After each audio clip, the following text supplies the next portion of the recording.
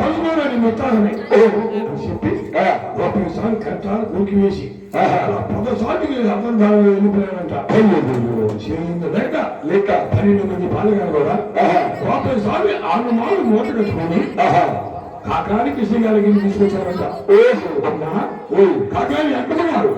అయ్యా కాకాని కృష్ణ గారు ఉత్తరాది మన్యపురుషులు బాబయ్యా ఏదో మరణం పొందారమ్మా అన్నారంట. అది చూసినటువంటి కాకాని కృష్ణయ్య గారు గొప్ప ఆనవాళ్ళు చూసినటువంటి కృష్ణయ్య అయ్యా కొడుగా కొడుగా పక్కనే కొడుగా చిన్నారి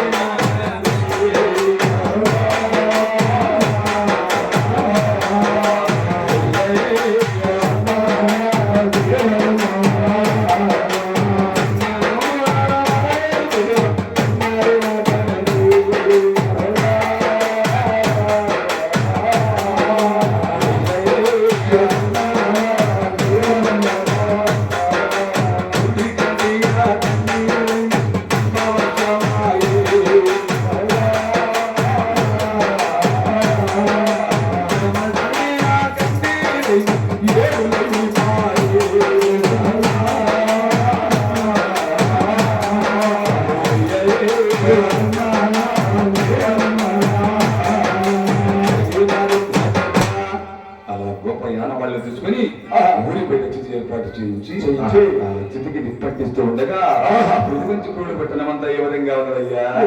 అయ్యా ఊరమండగా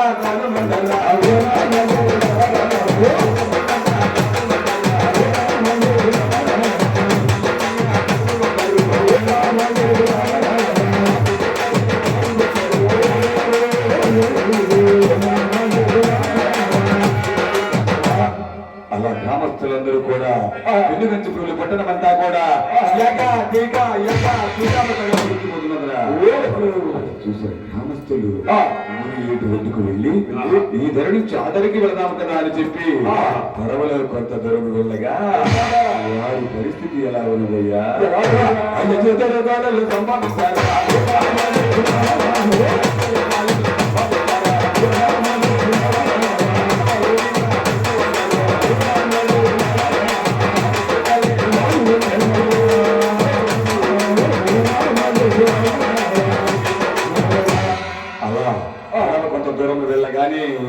పడవలో 5 సంవత్సరాల బాలకుమార్తె లేచి అన్నలారా ముని ఏటి ఒడ్డున ఉన్నటువంటి ఆమె సామాన్యురాలు కాదు. మీరందరూ కూడా ఆమె వద్దకు వెళ్ళి ఆమెకు కావలసిన స్థలములు కేటాయించండి అయ్యా అని చెప్పి అంతర్ధానమై వెళ్ళిపోయిందట. గంటలని ఆ గ్రామస్తులందరూ కూడా బంగారు తల్లి వద్దకు వచ్చి చూడమ్మా తిరుపతమ్మా, నువ్వు గుండానికి వరగాలంటే నేనంత శక్తి గలవాడు కాదమ్మా. మన గ్రామ పెద్దలైన మునుసుపు గారు కరణం గారు ఉన్నారు, వారి అనుమతి తీసుకొని నువ్వు గుండానికి వరగవమ్మా అన్నారట. ఆ మాట్లాడినటువంటి బంగారు తల్లి గ్రామ పెద్దల వద్దకు వెళ్ళి అయ్యా మునుసుపు గారు కరణం గారు నేను గుండానికి వరగాలనుకుంటాను కాబట్టి నాకు కావలసిన స్థలములు కేటాయించండి అయ్యా అన్నదట. నువ్వు గుండానికి వరగాలనుకుంటున్నావు. చూడమ్మా, నీకు ఒక చిన్న అగ్ని పరీక్ష పెడుతున్నావు. ఏమిటయ్యా అది? ఊరు నడిపొద్దున కళాయి పెట్టి కళాయిలో నూనె కాలు పెట్టి ఇక నా చేతి ఉంగరం వేస్తా. నీ కనుక కాలకుండా తీస్తే నీ గుండానికి సెలవులేదమ్మా. మాటలు విన్నటువంటి బంగారు తల్లి తన ప్రాణనాథులు ధ్యానించుకొని అమాంతం ఆ బండిలో చేపెట్టి ఉంగరాన్ని తీసిందట.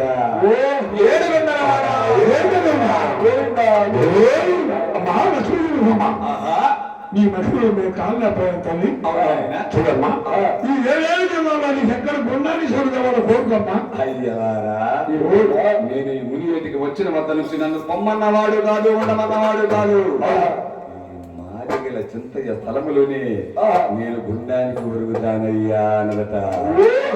ఆ మాట ప్రకారం 7 అడుగుల లోతులు గోతులు తవ్వించి 9 అడుగులు ఎత్తున మంచెల ఉంచారట. ఆ మంచ పైన కొలువు తీరి ఉన్నదట బంగారు తల్లి. అంతలోనే ఆ తల్లి వచ్చింది నాయన పెద్ద పాలేరు పెద్ద సాగరయ్య చిన్న పాలేరు చిన్న సాగరని పిలిచి అయ్యలారా నా పుట్టింటి నుంచి 101 బండిలో పసుపు కుంకుమ తీసుకునే అమ్మాయి నా తల్లిదండ్రులకు చెప్పండి మీకు నేను తోడుగా ఉంటానన్నదట. అంతలోనే ఎవరు వస్తూ ఉన్నారయ్యా? చిన్ననాటి స్నేహితురాలు ముదిరాజుల పాపమాంబ వచ్చిందట. అమ్మా పాపమాంబ, నీవు చిన్నప్పటి నుంచి నాకు చేతోడు వాదోడుగా ఉన్నావు.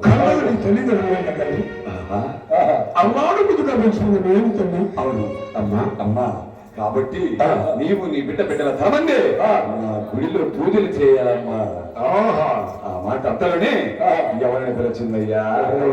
ఇంకెవరినైనా యాదవుల ఎంకయ్యను పిలిచి, అయ్యా ఎంకయ్య, నీకు నేను ఆనాడు ఒక దొత్తలు ఇచ్చాను కదా, ఆ దొత్తలో ఏమన్నదో చూడు. అమ్మా లక్ష్మీ తగ్గుతున్నా ఈ దొత్తలో ముత్యాల కరికలు రత్నాలు ఉన్నాయమ్మా.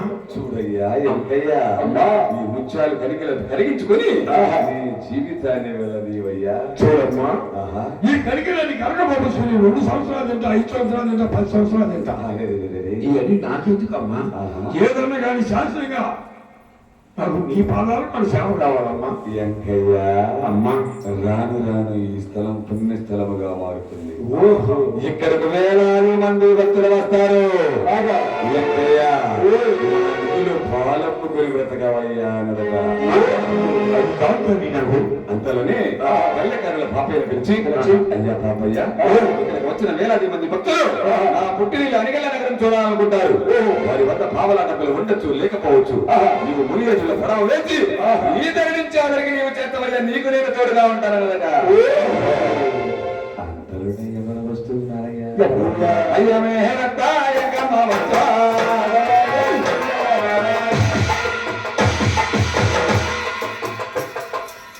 అయ్యా మేహరత్తాయ కమవత్తా, మేహరత్తాయ కమవత్తా.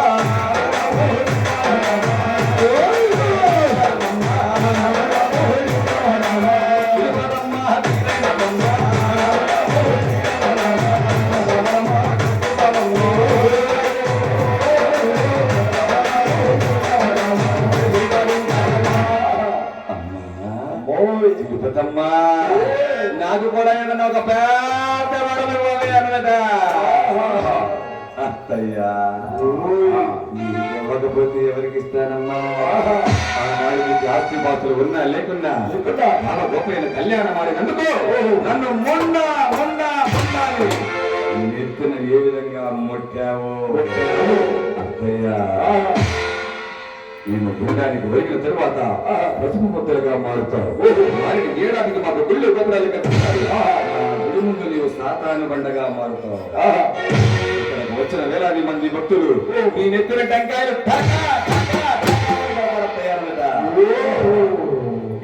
ఎవరు వస్తున్నారయ్యా?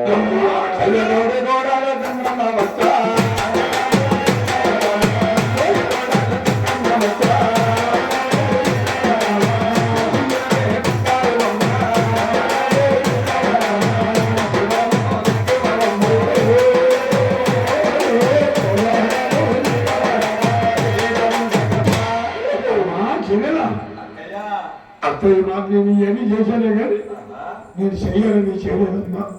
అందరికీ వరాలిస్తున్నావే, ఏదన్నా కానీ నీ పాదాలు కాడ చిన్న వరం అమ్మా. అక్కయ్యా, అమ్మా, కనుక నన్ను ఇన్ని కష్టాలు పెట్టి ఉండకపోయినట్లయితే నా మహిమల గురించి భూప్రపంచానికి తెలిసేది కాదు. అక్కయ్య, మేము గుండానికి వెళ్ళిన తర్వాత పసుపు ముద్దలుగా మారుతాం. వారిని వేయడానికి మాకు గుళ్ళు గోపురాలు కట్టిస్తారు. గుడి ప్రక్కనే నీకు కూడా గుడి కడతారు. ముందు నిన్ను చూసిన తరువాతే నన్ను చూస్తారక్కయ్యా అన్నదట. అంతలోనే ఎవరు వస్తూ ఉన్నారయ్యా? ఆ బంగారు తల్లి మునుసులు గారు కన్నం గారిని పిలిచి, అయ్యా గ్రామస్తున్నారా, వచ్చిన వేలాది మంది భక్తులు కోటి మందిని కోసుకొని తింటారు. వారి మధ్య ఎటువంటి భేదాభిప్రాయాలు లేకుండా గుడి మీద పెత్తనం చెలాయించండి అయ్యా అన్నదట. ఇక ఎవరు వస్తూ ఉన్నారయ్యా?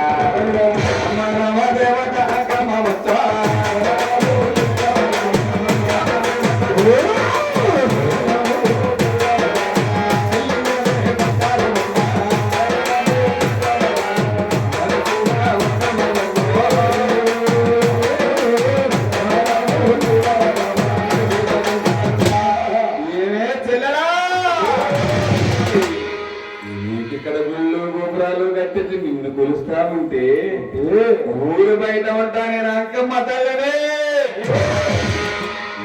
ఊరు కొలుస్తారే పిచ్చిదానా అన్నదట అంకమ్మ తల్లి.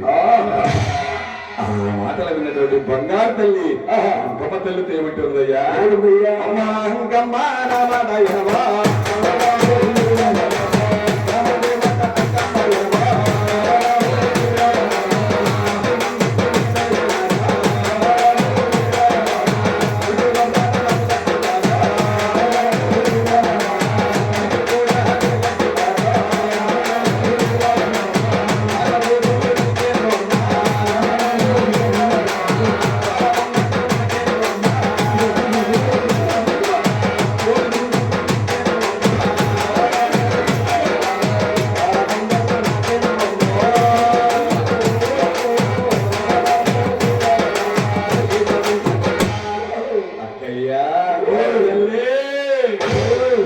వచ్చిన వేలాది మంది భక్తులు ఏకపోతులు కోడి పుంజులు కోసుకుని తింటారు. అవన్నీ నీకు పాల పొంగళ్ళు పసుపు కుక్కలు తీసుకుని వస్తారు. అవన్నీ నాకు నా గుళ్ళోనే నీకు కూడా గుడి కడతారక్కయ్యా అన్నదట. అంతలోనే మన పుట్టినిల్లు అనిగల్ల నగరం నుంచి 101 బండిలో పసుపు కుంకుమ తీసుకునే విధంగా బయలుదేరి వస్తున్నారయ్యా.